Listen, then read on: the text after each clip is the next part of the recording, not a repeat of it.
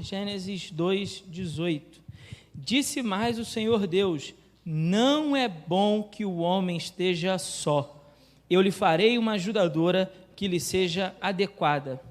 E o Senhor Deus formou da terra todos os animais do campo e todas as aves do céu, e os trouxe ao homem para ver como lhe chamaria. E o nome que o homem desse a cada ser vivo, esse seria o nome deles. Assim, o homem deu nomes a todo o gado, às aves do céu e a todos os animais do campo, mas não se achava uma ajudadora adequada para o homem. Então o Senhor Deus fez cair um sono pesado sobre o homem, e este adormeceu. Tomou-lhe então uma das costelas e fechou a carne em seu lugar. E da costela que o Senhor Deus lhe havia tomado, formou a mulher e a trouxe ao homem. Então disse o homem: esta é agora osso dos meus ossos e carne da minha carne. Ela será chamada mulher, porquanto do homem foi tomada. Portanto, o homem deixará seu pai e sua mãe e se unirá à sua mulher, e eles serão uma só carne. E os dois estavam nus, homem e sua mulher, e não se envergonhavam. Eu tenho a sua Bíblia aberta, mas feche novamente seus olhos, vamos orar. Pai querido, em cuja presença estamos, louvado seja o teu santo e excelso nome. Bendito seja o Senhor no nosso meio e aqui neste lugar. Que Cristo Jesus seja novamente glorificado em nossas vidas através da exposição da Tua Palavra, e que no nome santo de Jesus e para a Tua glória o Senhor nos dê compreensão da Tua Palavra. Nós oramos, ó Deus, arrependidos pelos nossos pecados, confessos diante de Ti, pedindo por misericórdia e graça da parte do Senhor e pedindo que o Senhor, pelos méritos de Cristo Jesus, nos abençoe nessa manhã. Oramos assim no nome santo de Jesus. Amém. Os irmãos podem se assentar. Que bom ver a igreja cheia, que bom que você está aqui. Você que também que nos visita, seja bem-vindo no nome de Jesus. Este não é outro lugar senão a casa do nosso Deus, do nosso Pai. Hoje eu quero propor aos irmãos uma reflexão sobre o primeiro casamento. Em Gênesis, o capítulo 2, nós vemos uma série de primeiros começos, de inícios, né? Por isso que lá no versículo 4, acompanha por favor aí na sua Bíblia, lá no versículo 4 você viu dizer assim: são essas as origens. Veja a expressão, né? São essas as origens, não é só para o céu e para a terra, mas são as origens, os inícios, os começos, as primeiras coisas importantes para o homem. Aqui nós vemos o primeiro sábado, dos versos 1 até o verso 3. Depois nós vemos o primeiro lar do ser humano, né? A primeira casa ali do homem, no jardim do Éden. Isso aparece dos versos 4 até o verso 17. E depois nós temos o primeiro casamento. O primeiro casamento, verso 18 ao 25. Brincadeiras à parte, piadas à parte. Eu vou começar fazendo uma, né? Sei que hoje você vai pensar em algumas, mas eu não pretendo fazê-las. Deixa aí para você pensar nessas piadas. Vale lembrar que aqui nós estamos vendo o primeiro casamento antes da queda. Ok? Observação extremamente importante para a nossa reflexão de hoje. Este é o primeiro casamento antes da queda e do pecado. Depois, nós vamos ver ao longo de toda a Escritura que o pecado ele vai gerar distorções nesse casamento, ele vai gerar distorções nesse relacionamento entre o homem e a mulher. Mas aqui nós estamos vendo o início de tudo, tá certo? Como Deus formou essa relação maravilhosa entre homem e mulher.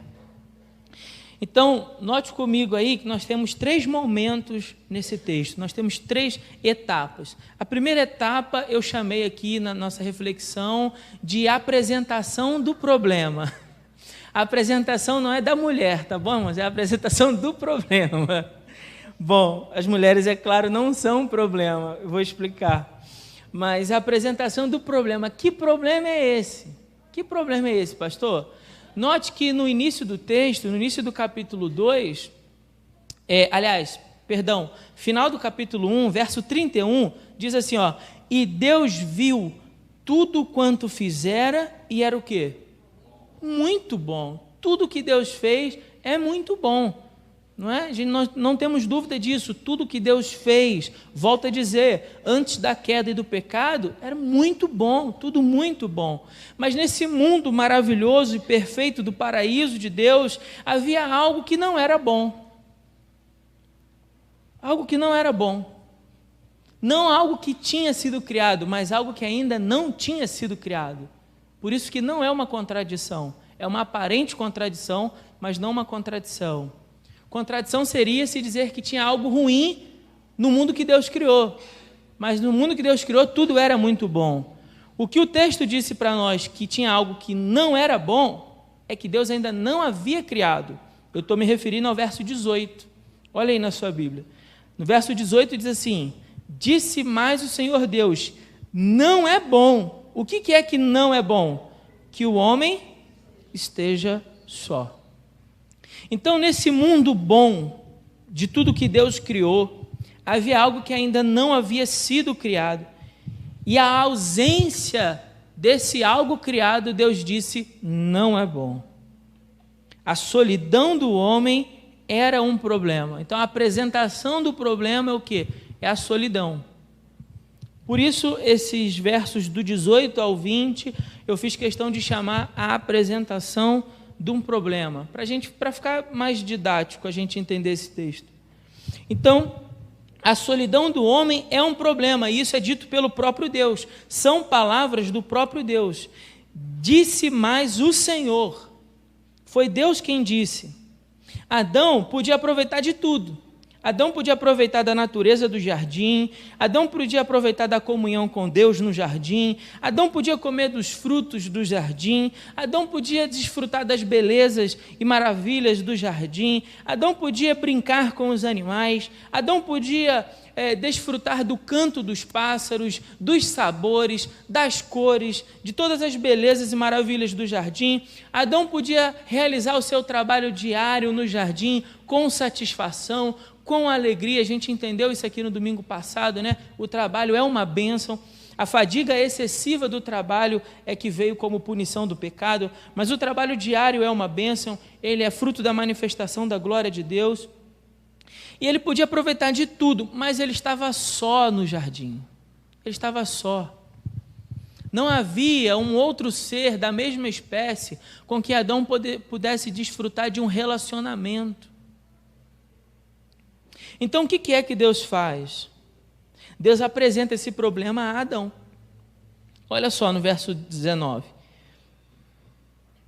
E o Senhor Deus formou da terra. Então, primeiro Deus declara, né, farei uma ajudadora. Deus declara o que ele fará acerca do problema.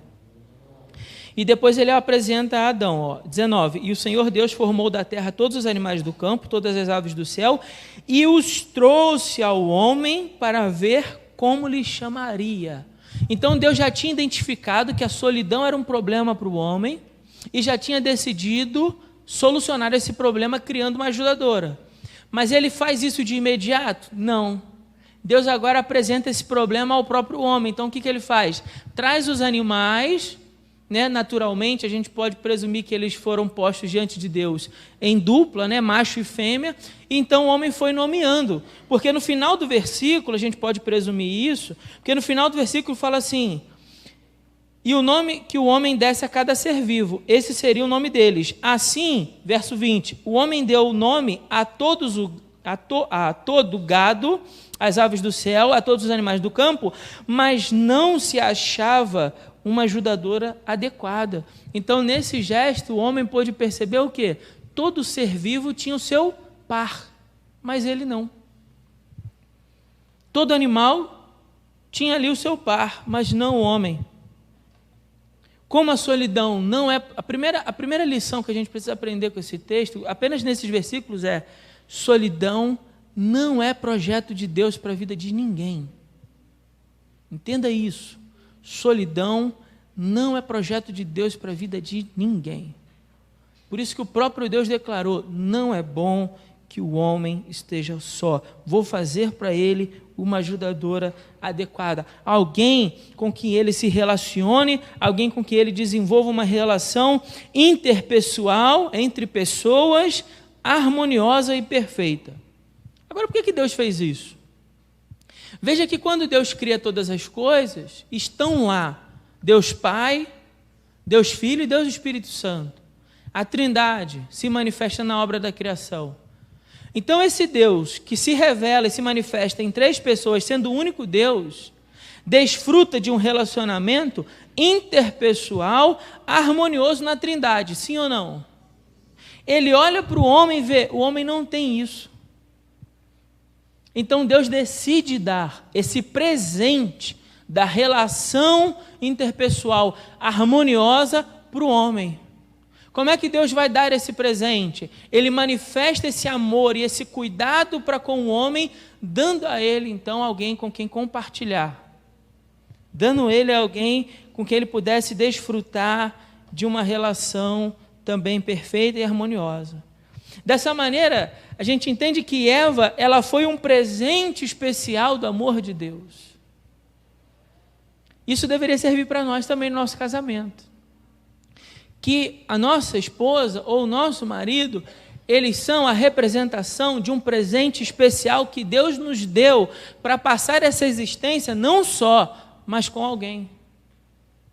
Porque solidão não é projeto de Deus para a vida de ninguém. Então esse Deus maravilhoso nos dá esse presente, e esse presente é expresso, esse amor de Deus é expresso por nós na figura do nosso cônjuge. Depois que Deus apresenta o problema a Adão, aí vem Deus solucionando o problema. Veja comigo, por favor, o verso 21 até o verso 23. Diz assim: então o Senhor Deus fez cair um sono pesado sobre o homem, e este adormeceu. Tomou-lhe então uma das costelas e fechou a carne em seu lugar, e da costela que o Senhor Deus lhe havia tomado, formou a mulher, e então a trouxe ao homem, né? E a trouxe ao homem. E então disse o homem: esta é agora osso dos meus ossos, carne da minha carne, ela será chamada mulher. A palavra que aparece aqui no texto, né, original é varoa, porque do varão ela foi formada. Então qual é a solução de Deus para o problema do homem, chamado solidão? Vou dar a ele uma mulher. De modo algum, a mulher foi criada como uma criatura inferior. O mesmo Deus que criou Adão, criou Eva e fez ambos refletirem a sua imagem. Olha o que diz o capítulo 1, versículo 27. E Deus criou o homem à sua imagem. A imagem de Deus o criou. Homem e o quê? Mulher o criou. Veja que quem diz que o cristianismo é machista não conhece a Bíblia. De forma nenhuma conhece a Escritura. E de forma nenhuma está dizendo a verdade. Por quê? Porque esse versículo que nós acabamos de ler diz que homem e mulher têm igualdade em importância. Homem e mulher são igualmente importantes na criação. E por que isso? Porque homem e mulher foram formados para refletirem o quê? A glória de Deus. Foram formados à imagem e semelhança de Deus. Então o cristianismo vai afirmar que a mulher, ela é tão importante como o homem. Não existe machismo aqui, nem feminismo. Existe palavra de Deus. Homem e mulher têm igualdade em importância, porque homem e mulher foram formados à imagem de Deus, porém, homem e mulher têm diferença de papéis. Vou repetir para você guardar isso. Igualdade em importância, porque refletem a glória de Deus, mas diferença de papéis. A gente vai ver isso mais à frente. Bom, se eles têm igualdade de importância e diferença de papéis, nós podemos dizer que homem e mulher, ambos, refletem a glória de Deus. Olha o que o comentarista Matthew Henry, certa vez, escreveu sobre esse texto. Ele escreveu assim: Ela, a mulher, não foi feita da cabeça para governar sobre ele, nem dos pés para ser pisada por ele. Só aqui a gente já podia parar para refletir, né? A mulher não foi criada da cabeça para governar sobre Adão, nem foi feita dos pés para ser pisada por ele, mas da sua costela, para ser igual a ele, estar sobre o seu braço para ser protegida por ele e perto do seu coração para ser amada por ele. Muito lindo, né? Fiz questão de anotar isso aqui porque eu achei bonito demais, né? Glória a Deus por essas palavras. Está vendo, mulheres? Você foi criada da costela para estar aí debaixo da proteção do seu marido e perto do coração do seu marido para amá-la. A gente já aprendeu que na distorção do pecado é que a gente vai, às vezes, ter essa... Não tem outra palavra melhor para aplicar isso do que distorção. A gente vai ter esse desvio da rota original. Porque se no caminho, nós estamos vendo aqui o primeiro casamento formado, então a mulher deveria ser auxiliadora, estar ali sob a proteção do marido, sendo amada pelo marido e sendo ajudadora para ele ali ao lado. Depois do pecado é que nós vamos ter a distorção disso, aonde o homem vai passar a colocar a mulher como tendo sido criada dos pés, e ele vai querer pisar nela. A gente falou disso aqui, né? O marchal, o governar com autoridade. Então eu que domino, eu que mando, porque nessa casa aqui quem manda sou eu. E por outro lado nós vamos ter, depois do pecado, a mulher tentando ser feita da cabeça, para dizer assim, eu governo nessa casa aqui, quem manda sou eu também, sobre ele. Mas quando Deus nos formou, não fez assim. Quando Deus nos formou, nos fez com igualdade e importância, mas diferença de papéis. Eu vou deixar para explicar isso na última parte do sermão, mas segura essa informação, diferença de papéis. Depois disso, o texto vai terminar, a partir do verso 23, essa última sessão. Então, primeiro a gente teve a apresentação do problema, e volto a dizer, o problema não era Eva, o problema era a solidão. A solução do problema, então, é Eva, certo? Essa ajudadora que Deus cria para preencher esse espaço vazio da existência do homem e ambos desfrutarem dessa relação interpessoal e harmoniosa. E depois o texto termina falando sobre a santidade, então, dessa aliança que é feita entre os dois, a santidade desse casamento. Ele vai dizer assim, ó: então disse o homem, esta agora é osso dos meus ossos, carne da minha carne. Ela será chamada mulher, porquanto do homem foi tomada. E aí vem uma conclusão no final do texto, que não é a conclusão do Adão, não é o Adão que diz isso aqui. O autor, ele faz questão de descrever como uma conclusão, uma declaração de conclusão do próprio Deus sobre o que ele acabou de fazer. Então essas palavras aqui, ó, portanto, o homem deixará seu pai e sua mãe e se unirá à sua mulher e eles serão uma só carne, é uma conclusão acerca do que foi feito. Dá para entender isso? Mais ou menos? Costa a nuca que eu vou entender que não pegou. Vamos tentar de uma outra forma. No início eu disse para você, o texto apresenta um problema, certo? Depois, a solidão do homem é o problema, só para deixar isso bem claro aí, entendeu? Para você não achar que a sua mulher é o problema. Sua mulher não é o problema, sua mulher é a solução de Deus, é o presente do amor de Deus para você. Seu marido não é o seu problema, seu presente é o presente, seu marido é o presente do amor de Deus para você. Quando esses dois vivem em igualdade de importância e diferença de papéis. Aí Deus então soluciona esse problema. E vem uma conclusão final no texto como forma de dar notoriedade àquela solução, de dar destaque ao resultado daquela solução. E nesse destaque, a solução é que se declara, o homem deixará seu pai e sua mãe e se unirá à sua mulher, e eles serão uma só carne. Agora vamos entender passo a passo aqui nessa última sessão. E aqui vai algumas lições de aplicação muito importantes para o nosso casamento. Algumas óbvias, mas que precisam ser ditas pelo mundo que a gente está vivendo, pela sociedade que a gente está vivendo.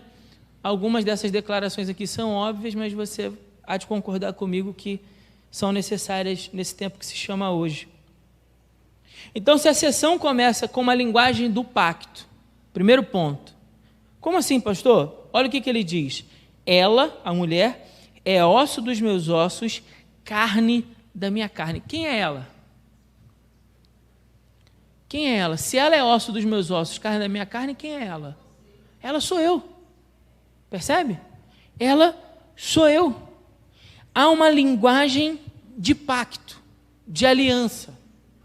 Lembram quando Deus declara acerca do seu povo, Israel? Ele fala assim: vocês serão o meu povo e eu serei o seu Deus. Esse é um pacto que Deus firmou com o seu povo, uma aliança. E a aliança, ela tem caráter indissolúvel. Uma aliança tem caráter indissolúvel. Aqui as palavras expressam um vínculo muito forte que não poderia ser quebrado. Como é que, se ela é osso dos meus ossos, carne da minha carne, ou seja, ela sou eu, como é que então ela vai deixar de ser eu? Tem como? Não tem como. Mas quando a gente vai ler Gênesis capítulo 3 e o homem peca, o que ele fala? Ela é osso dos meus ossos, Deus, carne da minha carne. Então, se ela fez errado, eu fiz com ela também, está nós dois juntos nisso, e nós dois temos que pagar aí a punição. Não, ele não fala isso não. Ele fala assim: Deus, foi a mulher que tu me deste. Se tem algum problema nessa história, é ela ou o Senhor que me deu ela. Então, é ela o problema. Aí a mulher também não fala assim, não, ele é osso dos meus ossos, carne da minha carne, Deus. Não, ela fala, não, Senhor, foi a serpente. Serpente que me enganou. Então a culpa não é minha, a culpa é dele. Ou a culpa é dela. Seja como for, não é minha. Mas em essência e na origem do casamento idealizado por Deus para manifestar a sua glória, homem e mulher foram criados por um vínculo inquebrável, indissolúvel. Assim como Deus tem uma aliança indissolúvel e inquebrável com o seu povo. E essa é a natureza dessa aliança entre o homem e a mulher. Aí, a partir do 24, você vai ver na sua Bíblia algumas considerações, e como eu disse, óbvias, mas que precisam ser ditas também. Quando ele fala assim, portanto, deixará seu pai e sua mãe, o homem deixará seu pai e sua mãe, se unirá à sua mulher, e eles serão uma só carne. Que lições a gente pode tirar desse período do texto? O que a gente pode aprender sobre casamento nessas palavras finais? E no verso 25 também, né? E os dois estavam nus, homem e sua mulher, e não se envergonhavam. O que a gente pode aprender sobre casamento nessas palavras? Primeiro, que o casamento é uma aliança pactual. Casamento é uma aliança pactual. Ela é osso dos meus ossos, carne da minha carne. Certo? É uma aliança pactual, uma aliança indissolúvel e inquebrável. Primeiro princípio sobre casamento que a gente precisa entender. Segundo, é monogâmico. Vou repetir, é monogâmico. Pastor, precisa dizer isso? Precisa. Olha no jornal aí. Agora é casamento entre 2 homens e uma mulher, 2 mulheres e um homem, 3 homens e uma mulher, 4 mulheres e um homem, uma mulher, um cachorro e um periquito. Os absurdos são aos montes pela mídia para dizer que casamento não é entre homem e mulher, mas o que a palavra de Deus diz é que casamento é entre homem e uma mulher. Deixará o homem seu pai e sua mãe e se unirá à sua mulher, e não às suas mulheres, mas à sua mulher. É óbvio, mas preciso dizer, ele é heterossexual. Então não existe casamento entre 2 homens, não existe casamento entre 2 mulheres. E é óbvio o porquê disso. E não tem nada a ver com política, não tem nada a ver com ativismo político. É óbvio porque que é entre um homem e uma mulher. Por que é entre um homem e uma mulher? Porque há diferença de papéis para que os 2 juntos reflitam a glória de Deus. Então o homem vai ser criado como o primeiro da família, na condução da casa, e a mulher, e assim como todos os animais foram trazidos a Adão, macho e fêmea, para que ele desse nomes e se multiplicassem e enchessem a terra. Primeiro capítulo de Gênesis, verso 28, vai dizer: e então Deus os abençoou, homem e mulher, que havia criado a sua imagem, e disse: frutificai e multiplicai-vos, e enchei a terra, e sujeitai-a e a dominai-a. Então é óbvio, mas também precisa ser dito: não existe casamento entre dois homens. Esses dois homens podem desejar viver juntos. Cada um faz o que quer com a própria vida. Duas mulheres podem desejar viver juntos. Pode fazer o que quiser com a sua vida. Você é livre para tomar uma decisão. Inclusive a decisão de não obedecer a palavra. Porque a gente aprendeu aqui que quando Deus criou o homem e botou ele no jardim, ele não fez um robô. Fez um agente livre. Botou 2 árvores no centro do jardim e disse: olha, vocês não podem comer dessa. O resto tudo está liberado. E aí o homem toma a decisão de comer da árvore que não podia. Ele fez uma escolha. E a gente aprendeu aqui que todos os dias essa escolha está diante de nós. Então o homem pode decidir viver sua vida com outro homem? Claro que pode. Uma mulher pode decidir viver sua vida com outra mulher? Claro que pode. Isso é certo aos olhos de Deus? Não. Porque o homem foi criado para a mulher e a mulher foi criada para o homem, numa relação monogâmica e heterossexual, com o propósito de manifestar a glória de Deus e com o propósito de crescer e se multiplicar e de encher a terra. Como eu disse, algumas lições desse texto são óbvias, mas que, dado ao tempo que a gente está vivendo, precisam ser ditas. É autônomo.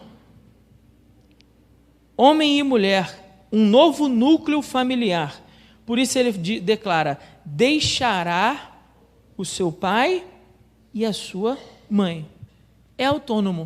O que isso quer dizer? O casamento é um núcleo familiar autônomo, porque o casamento é um compromisso, é uma aliança que deve ser tomada porque quem já tem condições de se sustentar.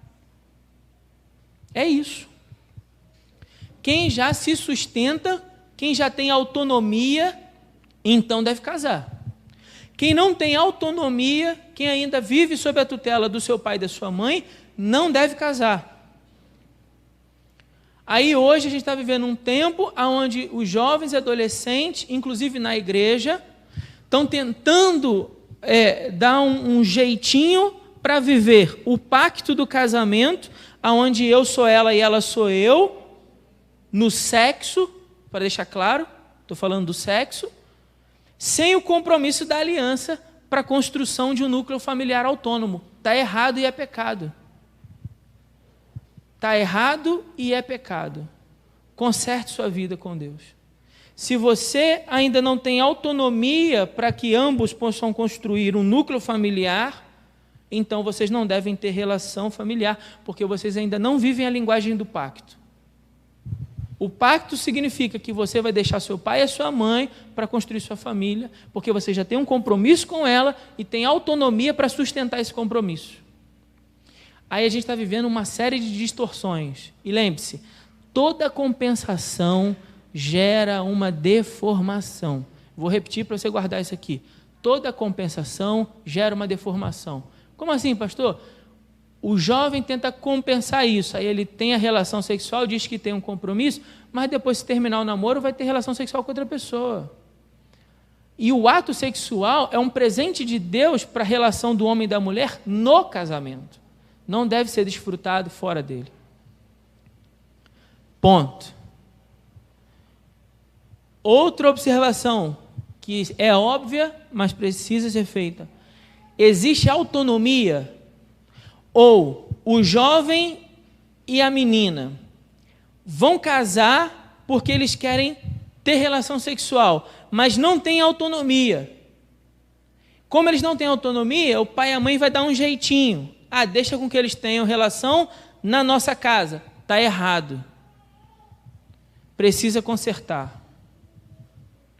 Não vai ser na nossa casa. A gente vai pegar o quintal, porque o terreno é grande, e vai construir um quartinho para os dois. Aí você está assinando uma promissória de uma grande chance dessa família já nascer em complicação para terminar. Por quê? Muito simples, irmão. Porque ela não é um núcleo familiar que nasce autônomo, é um núcleo familiar que nasce dependente. Isso é um problema. Tem uma grande chance de dar errado. Pastor, mas é a necessidade, e sabe como é que é, terreno é caro, casa é caro, aluga. Não tem como comprar não, aluga. Jovens da nossa igreja, ouça que eu vou falar com carinho, porque eu falo isso para todo jovem no particular. Os adultos só ainda não ouviram isso. Mas todos os jovens da nossa igreja eu falo isso no particular. Ninguém casa já tendo um casarão bonitão para viver, não. Já te contaram isso? Ninguém casa com uma geladeira inox, daquela toda bonitona lá, grandona, não. Tá certo? Eu sei que a maioria dos jovens com quem eu converso, não estou trabalhando, vou comprar primeiro o terreno, vou construir a primeira casa para depois eu casar. Aí fica vivendo no pecado. Tendo relação sexual, quando não devia estar tendo relação sexual. Quando a gente casa, a maioria de nós não tem casa não, pô. Quem quer casar, quem quer casar tem que ter um compromisso com a pessoa que quer casar. O diabo vai falar assim para você, quem quer casar tem que ter casa, né? Deixa eu te falar o certo. O certo, à luz da palavra de Deus, é quem quer casar tem que ter um compromisso com Deus e com a pessoa. Quem quer casar tem que ter isso. Tem um compromisso com Deus e com a pessoa? Tem. Então, beleza. A gente pode ter uma casa? Ainda não. Então, a gente vai alugar um quartinho, a gente vai alugar uma kitnet. Mas a gente tem um compromisso com Deus e com a pessoa que a gente não quer quebrar.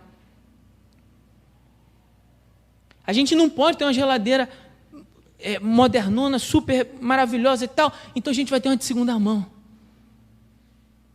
Mas a gente não pode ter aquele sofá reclinável que você puxa um pé e tal, uma televisão grandona para ver, então a gente vai ter uma televisão pequenininha e de repente a gente vai ter 2 cadeiras de praia na sala, e isso não quer dizer que a gente vai ser infeliz, porque a gente tem um compromisso com Deus e com a pessoa, e a Bíblia diz, buscar primeiro o reino de Deus e a sua justiça, e as demais coisas, o quê?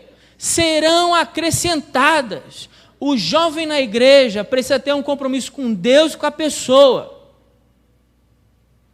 Essa ideia de que você precisa ter tudo do bom e do melhor é uma comparação muito perversa, irmão. Por isso que um monte de jovem com quem eu converso hoje está vivendo depressão, outras estão de ansiedade. Tem a ver com isso aqui. Como assim, pastor? É simples. Ele olha para a família dele. Vou dar um exemplo, mas por favor, é só um exemplo, tá? Não estou falando de ninguém, não. Eu sei que é óbvio, mas tem que dizer. Aí pega uma pessoa lá por exemplo, de uma empresa grande aqui perto de nós.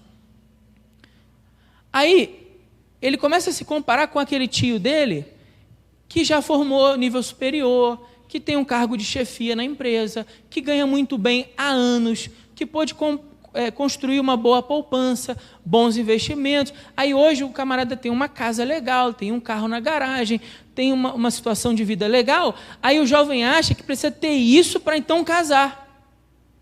Aí fica vivendo no pecado e não percebe que o diabo está mentindo para você. Eu não gosto de fazer isso, os irmãos sabem disso. Mas eu vou dar um exemplo pessoal meu. Eu não gosto de fazer isso em mensagem. Mas quando eu decidi casar com Vanessa, eu nem emprego a gente não tinha. Mas a gente tinha um compromisso. E graças a Deus nunca faltou nada. A gente nunca teve casa própria, né, Vanessa? Mas nunca faltou onde morar. Olha que bacana. Nunca tive uma casa para dizer, é minha, mas também nunca faltou onde morar. Como é que você explica isso? E se eu contar um pedacinho disso aqui, vocês ficam de queixo caído, porque Deus fez um milagre mesmo.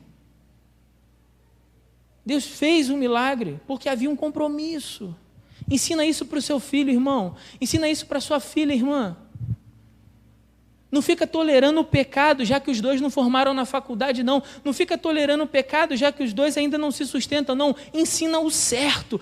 O certo, meu filho, o certo, minha filha, é que vocês tenham um compromisso com Deus, um com o outro, e vão atrás, e correm atrás, e lutem por isso, para que vocês tenham autonomia, para vocês terem um lugar de vocês, e pode ser um lugar simples, porque nem todo mundo começa com muito, não. A maioria de nós começa com pouco. A maioria dos brasileiros não tem casa própria. Você já sabia disso? Só para te contar, o óbvio. A maioria dos brasileiros não tem casa própria. Gente, quase 50% não tem nem saneamento básico. Aí você bota na cabeça do jovem que ele tem que ter uma casa própria, que ele tem que ter um carro legal, que ele tem que estar bem. Aí ele não casa e fica vivendo nessa imundície do pecado. E a gente acha que está tudo certo, até na igreja. Faz vista grossa. Ensina o certo. Ensina que Deus é um Deus da provisão. Ensina que a gente pode ficar desempregado, mas Deus sustenta. Ensina que a gente pode começar do pouco e devagarinho ir melhorando as coisas. E aí não dá para andar de carro, a gente anda de ônibus. E aí, no momento que dá, você vai lá e compra um carrinho mais velhinho. Mas é o de vocês, poxa, está tudo certo. É o início de todo mundo. A gente não pode comparar a nossa história lá no capítulo 1 e 2 com alguém que já está vendo o capítulo 50. Aí o jovem vai para o Instagram da vida, o Facebook da vida, vive em depressão, ué. Está se comparando com quem já está anos à frente, ué. Ensina o certo. Ensina o certo. Casamento, relação sexual para quem está casado. E casamento é coisa para quem tem um pacto de aliança, é coisa para quem tem autonomia e está buscando essa autonomia no Senhor. O sexo é um presente do casamento para viver para quem já tem essa autonomia. Por último, ele deve ser transparente. E aqui vale até para os que já têm muito tempo de casado. Já estou terminando, tá, irmãos? Vale para quem já tem muito tempo de casado. Ambos estavam nus, não se envergonhavam. Por quê? Porque eles tinham tudo em comum. Eles tinham tudo em comum. Então, você ter casado com a sua esposa, e o que eu vou falar agora vai doer. Então, se prepara aí, mas vai doer. Aí você tem uma conta, ela tem outra. Tem uns negócios que você paga em casa, ela tem outros que você paga. Vocês não são nenhum orçamento só, que dirá uma só carne, uai. É verdade, sinto muito, mas é a palavra de Deus. Vocês precisam ser uma só carne.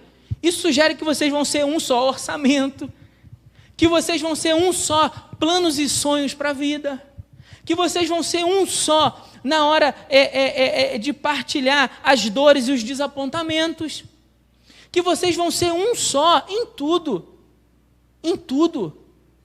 Não existe esse negócio do casamento, aí onde a gente é um, mas não é bem assim não. Ela tem isso, eu aquilo, ela cuida disso, eu cuido daquilo, aí eu vou falar um negócio aqui que as mulheres vão amar. É uma só casa, sim ou não? Eu sei que vocês hesitaram agora de falar. Mas fala com convicção. É uma só casa? Sim. Se é uma só carne, é uma só casa, não é? Então é só um que deve limpar? Ah, tá. É óbvio, né? Mas eu disse, hoje a mensagem é sobre o óbvio que precisa ser dito. Se é uma só casa, quantos têm a responsabilidade de limpar? 2. Então é um só para tudo. Nós somos um só. Ambos estavam nus. Eles não se envergonhavam porque não tinha segredo. Não tinha segredo entre ele e ela. Não tinha o que esconder entre ele e ela. Não tinha... vai doer. Mas não tinha... como é que chama aquilo? Senha no celular, não, irmão. O celular era aberto. Ó, pode ver aí as mensagens. Pode ver as minhas mensagens também, Eva. Está tudo certo. Não tem o que esconder, não, Eva. É uma só senha de celular. É um só orçamento, é uma só casa, é um só sonho, é um só plano, é um só projeto e é um só Deus que governa sobre esse lar. É um só Deus que governa sobre esse lar. Para a gente terminar, o casamento nasceu no coração amoroso de Deus, para abençoar, para beneficiar o homem e a mulher. Vou repetir, o casamento nasceu no coração amoroso de Deus para abençoar e beneficiar o homem e a mulher. E eu sei que hoje lá fora a mídia vai dizer para você não casar, casamento é uma instituição falida, casamento não vale nada, daqui a pouco termina. Não, casamento é projeto de Deus, para nos abençoar, para nos beneficiar. E dessa maneira o propósito principal de um casamento não é simplesmente fazer pessoas felizes, mas é manifestar a glória de Deus. Casamento não é simplesmente para fazer pessoas felizes, mas para a manifestação da glória de Deus. Não importa o que a mídia fale, não importa o que os tribunais decretem sobre o casamento, ou o que a sociedade tolere e permita, aprove ou desaprove. Quando nós falamos de casamento, Deus tem a primeira palavra e Deus tem a última palavra. Deus tem a primeira palavra sobre o que é ou deixa de ser, e Deus tem a última palavra sobre o que é e o que deixa de ser um casamento. Que Deus possa nos abençoar com essa palavra, que Deus possa abençoar a nossa casa, a nossa família com essa palavra, que o seu lar, sua família possa refletir a glória de Deus que Ele fez quando criou o casamento. Pastor, mas a vida familiar é muito difícil, a vida a dois é difícil, eu sei que é difícil, para todos nós é difícil. Mas é justamente por isso que nós precisamos da ação do Espírito Santo, para que essa palavra possa conduzir a nossa casa, conduzir os nossos relacionamentos. Se você quer ter um lar abençoado, busque o Senhor. Se você quer ter uma vida abençoada em família, busque o Senhor. Busque a bênção do Espírito Santo de Deus sobre o seu lar, sobre a sua casa, para que a palavra de Deus governe a sua família. Amém? Bom, meu irmão, se você chegou até aqui nesse vídeo, eu quero te fazer uma pergunta. Alguma vez você já foi convidado para pregar e você ficou perdido sem saber como se preparar, como preparar o seu sermão? Ou de repente você até escolheu o texto, você orou, né? E escolheu o texto, mas depois quando você ficou diante do papel, você ficou travado, sem conseguir ali desenvolver e organizar as ideias para te ajudar no momento que você estivesse na frente da igreja para entregar o seu sermão? Se alguma vez já aconteceu isso com você, eu quero convidar você a participar do meu curso chamado Curso Cartilha do Pregador. É um treinamento online para capacitar você, para te oferecer ferramentas para a construção do seu sermão ou do seu estudo bíblico. E não só isso, não. Você vai aprender essas ferramentas e você vai aprender a como apresentar o seu sermão com muito mais desenvoltura para os seus ouvintes.